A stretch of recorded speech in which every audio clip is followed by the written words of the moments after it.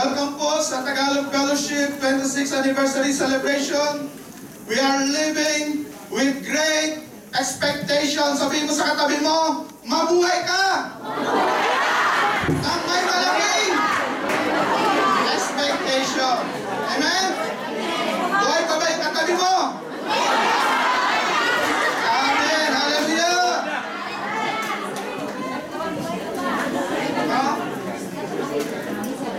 Alam niyo po,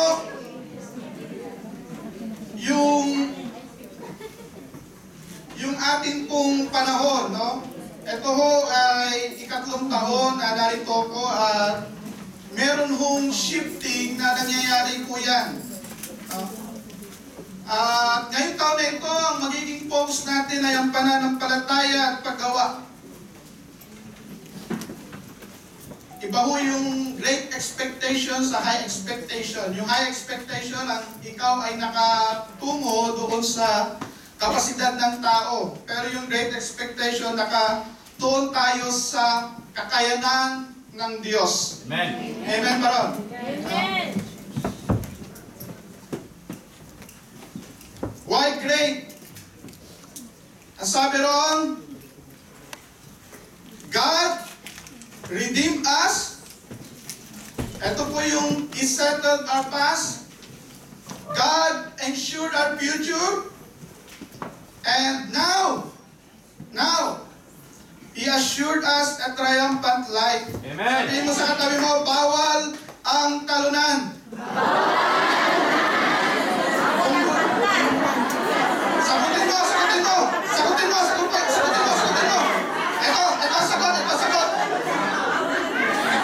Ito sagot ha. Kung gusto mo, ikaw na lang. Okay ba yan? No way! Diba? Why? Because we serve a great God who saved us, who secured our future, and who settled us. Alam niyo po, yung ating relationship sa Panginoon is a covenant relationship based on God's love. Amen. Mag-50-50 ako, English-Tagalog, kasi merong... Pagpasensya nyo na po at kulang ang aking baon. But now we live with great expectation. Why? Because He redeemed us. Tingnan mo natin yung ating mga talata na binasa kanina. Now, first and foremost, God redeemed us. Anong sabi doon? He chose us. Pinili niya tayo. Yes. He consecrated us. He cleansed us. Amen. And He converted us. Now we are born again. Tanungin mo sa katabi mo, born again ka na ba? Oh. Sigurado ba yan? Hindi pa born again yan. Amen. Second, ano lang sabi ron? He ensured our future. Ano sabi ng salita ng Diyos? And we have a priceless inheritance. Napakayaman ng Diyos natin. Napakalaki nung kanyang pamana sa atin. Mas malaki pa sa Taiwan. Hallelujah! Diba? Mas malaki pa sa akin. Meron tayong future glory. Pangatlo, ano pang ginawa ng Diyos? He assured us. Now, as we live, ano sabi ng salita ng Diyos? And through your faith, God is protecting you. Ang ginagawa ngayon ng Diyos, pinoprotection ng sino? Yung katabi mo, yung nasa likod mo, yung nasa harap mo, ikaw mismo, pinoproteksyonan ng Diyos. Lahat po ng na-born again, lahat po ng pinili, lahat po ng nililis ng Panginoon, pinoproteksyonan ng Panginoon. Amen? Bakit alam mo kung bakit? Dahil alam ng Diyos magpahalaga. Alam ng Diyos papaano magpahalaga sa mga bagay na mahalaga. At dahil mahalaga yan, pinoproteksyonan mo. Amen ba? Amen. Eh kung tayo nga, pinoproteksyonan natin yung cellphone natin eh. Hello?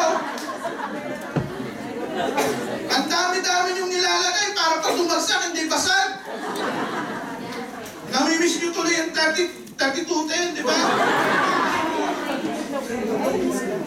Oh. He assured us a triumphant life. Bawal talunan dito. Amen ba ron? Amen. Bawal ang mahabang mukha. May mahabang mukha dyan. So Christ settled our past. The Father secured our future. The Holy Spirit is leading us now to a safer place. Trinity pa yun. Diba? Okay. Next, ano pa sabi ko? Now we could live. Ano sabi ng pagkakasabi ko? Now we live with great expectation. Now we live with great expectation. Hindi maliit, hindi mababang expectation, hindi isang expectation na, gaganda, siguro, di ba? Kaya nga pag naglilingkod tayo, bigay todo, di ba? Oo. Alam niyo po, yung mga kapatiran, nagpapasalamat ako sa mga kapatid. Kung pa pwede na lang, ilagay nila lahat ng kusina nila. Ibirit ang lahat ng boses, di ba? Okay. Bakit ho tayo ganon? Bakit ho tayo ganon? Ano ho ang mangyayari pag may expectation tayo? Expectation will help us live prepared. Pag nag-expect ka na darating ang Panginoon anytime, ano sabi ng salita ng Diyos? You ought to live holy life, godly lives, as you look forward to the day of God. Ang mga tao na naligtas, nilinis, na born again, ay hinihintay yung araw ng Diyos. Amen. Hindi lamang yung araw ng bonus. Yung may humpaw. Diba? Naghihintay tayo, Lord. Parating na! Malapit na! Hindi ka natatakot sa mga nangyayari. Bakit? Alam mo, nakasama yon sa birth pains. Di ba? Alam mo, malapit nang lumabas yung bata. Kaya namamaga na. Diba? Paputok na. Tingnan niyo sa Luke 21 verse 34. But be on your guard. Don't let the sharp edge of your expectation get dull. By parties and drinking and ano raw? Shopping. Diba? Makakatipid ka na, nag-expect ka pa na mas matindi. Hello? Kasi pagkatapos ng drinking, ng shopping, wala na yung laman ng umpaw.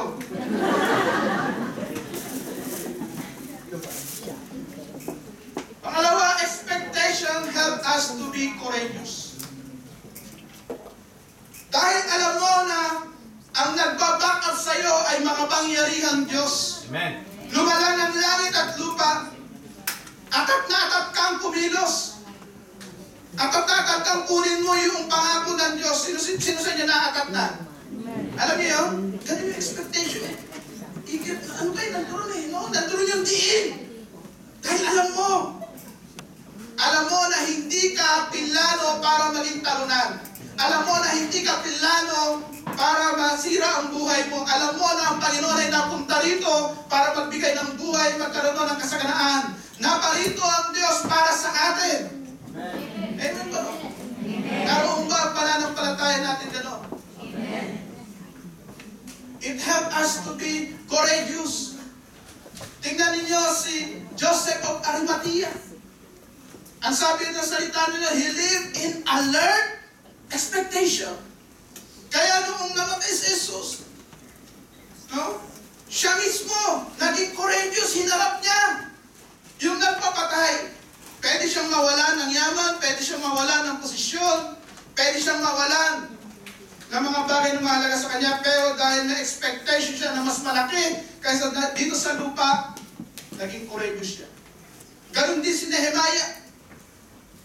Nagkaroon siya ng tapang na mula sa Diyos na harapin ang hari pagkatapos ng ilang araw na pananalangin. Magkakaroon tayo ng tapang. Amen. Amen ba ron? Amen. Oo. Sa kaharian ng Diyos, bawal ang bawal. Ano? Buwag. Diba? Sa kaharian ng Diyos, bawal ang buwag. Amen. Natatandaan ninyo yung 10 spy. Ang tingin nila sa sarili nila, grasshopper. But si Caleb at si Joshua, ang tingin nila sa kanila, giant killers. They saw the same place. They saw the same people. They saw the same giant. But to Joshua and Caleb, they saw a giant na madaling tamaan. Amen. Higante yan, madaling tamaan yan, madaling target yan. Kami ay giant killers, pero yung 10 spy, grasshopper ang tingin niya sa sarili. Huwag mo na tingin katabi mo, baka grasshopper yan. Diba?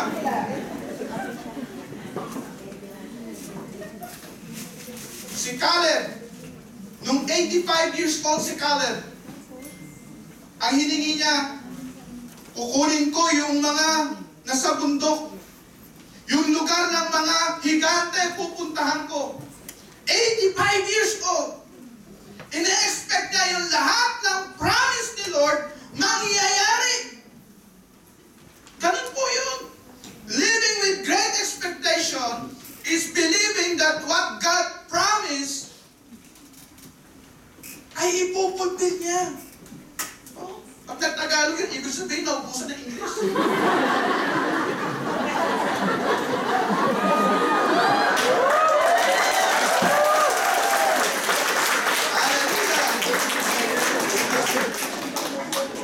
Hirap, nagpapawisan ako eh.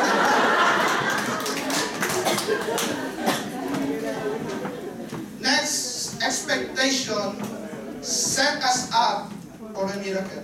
Amen. Remember yung babae na inaagasan for 12 years.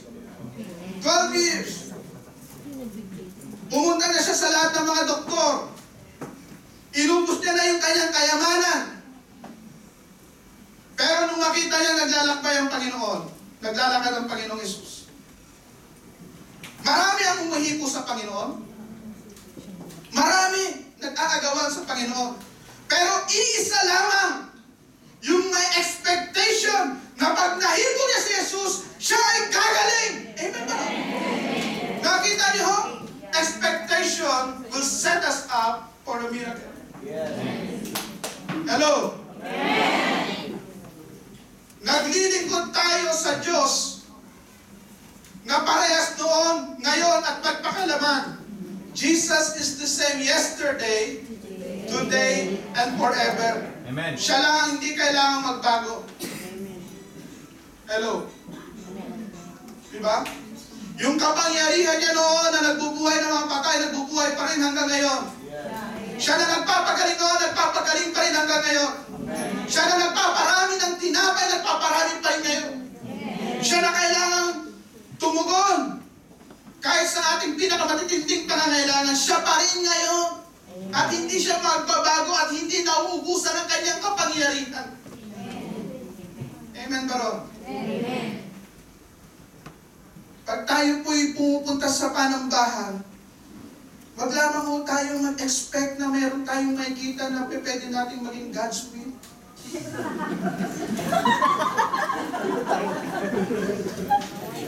Gusto, may mga dalaga doon. Gusto, may binata pa doon.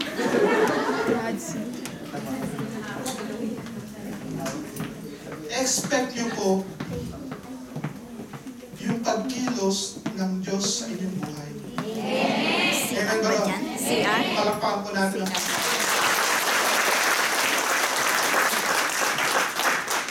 si Apostol Pablo sa Listra, nangangaral siya sa Listra. Maraming tao, pero natuon ang kanyang mata doon sa isang mama. Sabi ron, looking straight at him, Paul realized he had faith to be healed. Tinignan lamang ni Paul. Nakita niya na yung lalaki na yon, nalumpo. May pananampalataya na siya ay gagaling. Amen. Marami ang nakikinig, isa lang bumalik. Kung paano katulad ng babae, maraming humipo sa Panginoon, pero meron lamang isa na humipo na may pananampalataya. Nawa ho ngayong hapon na ito. Narito kayo na mayroong pananalig na ang inyong mga panalangin ay tutugunin ng Diyos. Amen. Amen ba ron? Amen. Dahil ang Diyos po natin hindi madamo. Pinili ka na. Inayos na yung nakaraan mo. Sinettled na yung past mo. Yung future mo, handa na. Meron kang great inheritance. Ngayon nabubuhay ka, protected ka. Ano pa ang hindi niya kayang gawin para sa iyo? Namatay na si Jesus sa krus ng Kalbaryo para sa lahat sa atin. Kung naibigay niya ang kanyang bugtong na anak, ano pa ang hindi niya kaya ibigay? Hello? Amen ba ron? Purihin ng Diyos. Expectation set us up for miracle. Expectation also. Pag tayo nagkakaroon ng expectation, nagiging kamukha tayo ni Jesus. Alam niyo si Jesus Christ, wala pa yung harvest. Wala pa yung harvest. Tumawag na siya. He already recruited the workers for the harvest before the harvest came. Amen? Amen. Natatandaan niyo si Jesus Christ? Wala pa namang crowd. Wala pang maraming tao. But He already recruited yung harvest na. Ano sabi niya? Come, follow me, Jesus said, and I will make you fishers of men. At sa kalagitnaan, sinabi niya, look at the field, they are ripe for harvest. Mag-pray kayo ng mga workers and laborers, pero si Jesus Christ, inihanda niya na meron ng mga workers and mga laborers. Bakit? Ine-expect niya kasi na magtatagumpay siya. Ine-expect niya kasi malaki yung harvest. No? Amen ba ron? Amen. Kung tayo po ay nag-expect na maayos yung ating buhay sa susunod, ginagawa na natin ang paraan ngayon. Amen ba ron? Pinapalaki mo na yung kapasidad mo na tumanggap ng malaking pagpapala. Kahit sa gawain, kailangan mo ang matibay na istruktura. Paano pagka binigyan tayo ng boat-sinking harvest ng Panginoon? Katatandaan niyo ang Panginoong Jesus. Nangaral siya. Nangaral siya habang sila Pedro ay naglilinis ng kanilang lambat. Nandoon sila sa pampang. Pagkatapos mangaral ni Jesus Christ, sinabihan niya si Pedro, itapon mo ang iyong lambat do. Ang sabi ni Pedro, anong sabi niya? Magdamag na ho kami ng isda. Wala kaming nahuli. Zero. Mayor. Wala. Buta. Diba? Talo. Pero dahil nakinig sila kay Jesus, inuhulog nila. Nung sumunod sila sa Panginoon, yung inaasahan nila, mas higit pa. Amen? Amen. Hanggang sa dumating ang panahon, tumawag pa sila ng ibang bangka. Oh, tulungan nyo kami, tulungan nyo. Ang dami namin huli. Alam nyo ho, dito, ilang churches tayo narito. Magtiwala ho tayo. Ako'y nagtitiwala na darating ang panahon ng pagbisita ng Panginoon dito sa Taiwan. Na magkakaroon ng maraming harvest. Nakakailanganin ang lahat ng church magkaisa. Amen. Singkit ka man, malaki bang mata mo? Magkakaisa saan? Dahil napakaraming harvest. Oh, kulang na, ang dami na namin workers dito. Gusto nyo kulang, magkang klase, di ba? Nangangarap ba kayo kasama ko? Hello?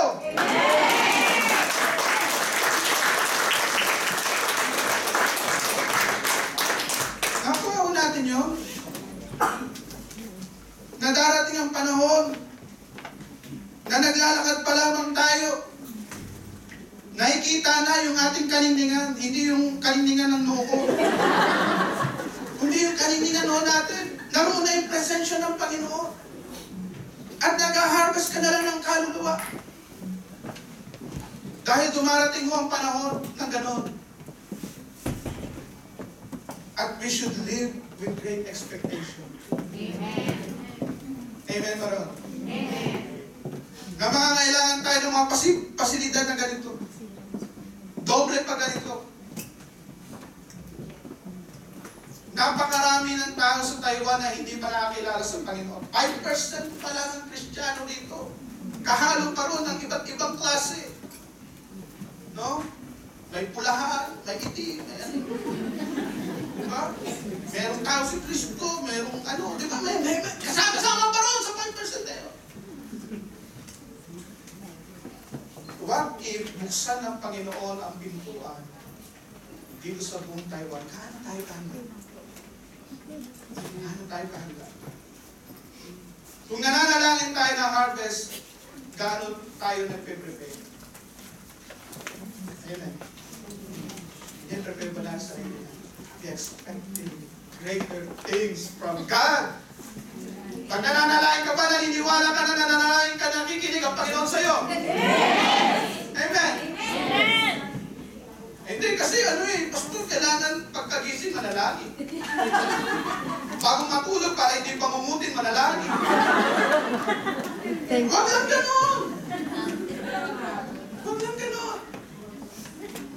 Nananalangin ka na alam mo na yung boses mo ay pumupunta sa langit. Bakit po? Isa pa hunang great. God redeemed us and enabled us to access the throne. Great thing yun. Diba? God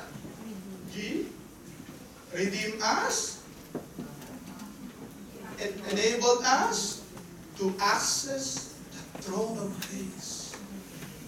Ganun mo ang ginawa sa atin ng Panginoon. Kaya pag nananalangin tayo na alam natin, pakikinggan tayo ng Diyos.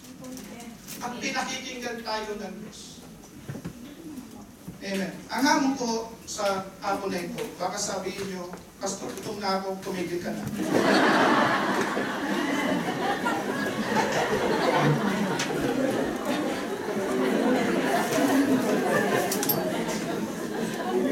That we give more for God. Amen. We give more of our talents, our treasures, and time. Because siya yung great God and He deserves our best. Amen ba? That we reach more people for us. That we engage ourselves in training. Kung naniniwala ka na may harvest, ihanda mo yung sarili mo. Yes. Amen ba? Amen. Engage in small groups. Merong training dyan. Lahat ang gusto na, kung pa pwede yung, lahat kayo umattend sa training. March 5 magsisimula. When church pray, ni Jim Sambala. No? Engage in training. Amen. Ihanda mo, palakihin mo yung kapasidad mo na tumanggap. Hello? Kung nananalangin ka ng milyon, maghanda ka na ng sako. Di ba? Then, abide in Christ. Dahil kung wala tayo sa Panginoon, wala tayong magagawa. Apart from Him, we can do nothing. And the last, to trust God to do greater things. To trust God to do greater things. Nagtitiwala ka ba na ang best ay parating pa lang? Parating pa lang. Tayo po'y palandariang tumayo, tayo po'y malang.